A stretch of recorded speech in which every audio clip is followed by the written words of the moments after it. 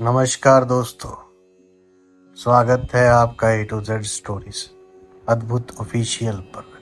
साधु संत फकीर गुरु रहबरों की सदा ही जय जयकार। ये इश्क नहीं डरता मौत से, चाहे सूली चढ़ना पड़ जाए। नाच नाच के यार मना लेता है, चाहे कंजरी बनना पड़ जाए। एक सूफी फकीर हुए मोहम्मद सैयद। वे बड़े प्रसिद्ध संत फुरकन के शिष्य थे। वो मस्त मौला अलमस्त फकर थे।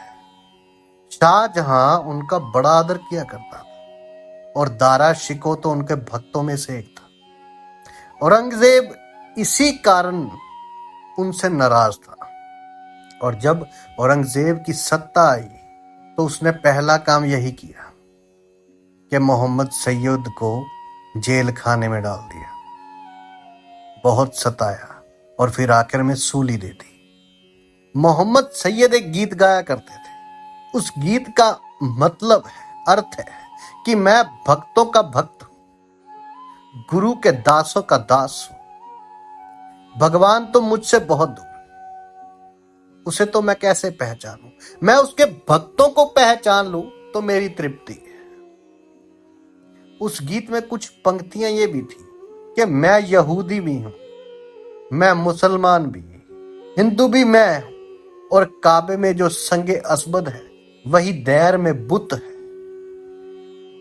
ये बातें बड़ी खतरनाक थी, जरा गौर करना। उस जमाने में और आज भी मुसलमान मुल्ला नाराज थे, फिर औरंगजेब खुद भी नाराज था, तो सूली दे देना बड़ी आसान बात थी।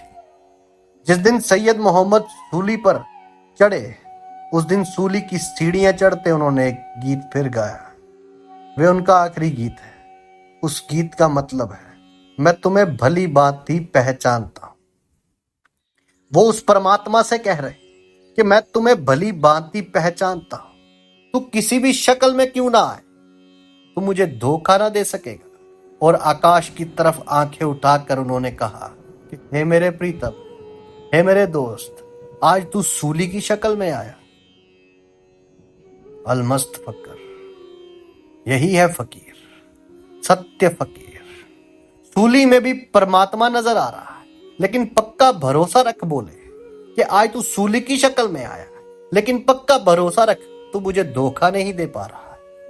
मैं सूली के पीछे छिपा तुझे देख रहा, और ये सूली मेरा परम सौभाग्य है, मेरा परम सौभाग्य है, क्योंकि ये देह जो बाधा थी मेरे और तेरे बीच में आज गिर जाएगी। मिलन साक्षात हो जाएगा, शाश्वत हो जाएगा। बूंद अब सागर में गिरने के करीब है। संत तव का अर्थ क्या है?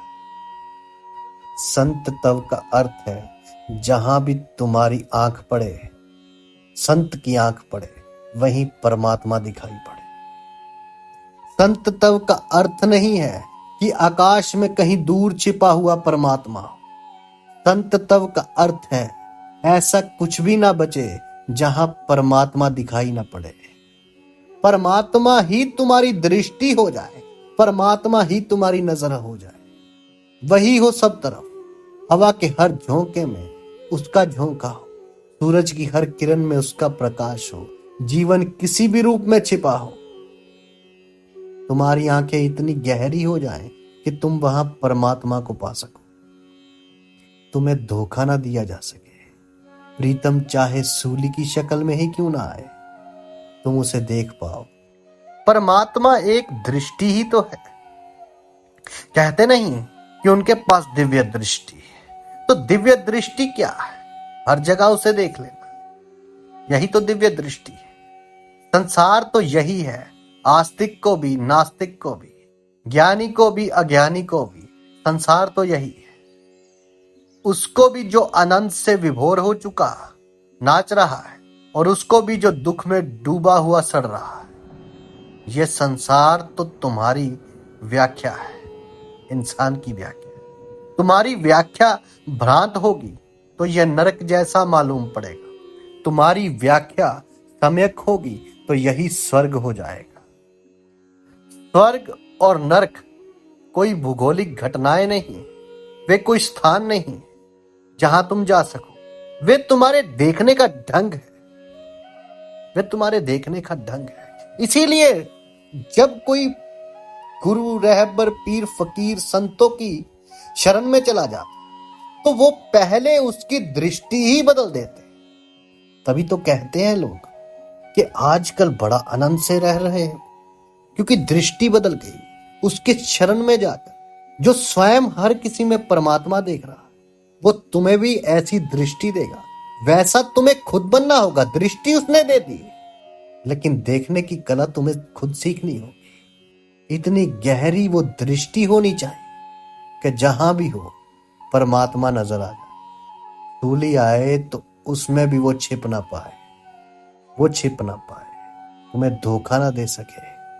वही बात है, मैं जिधर भी देखूं मुझे तेरा चेहरा नजर आए। साधु संत फकीर गुरु रहबरों की सदा ही जय जयकार। आप सबका धन्यवाद। आप सबके भीतर बसे उस परमात्मा को मेरा प्रणाम।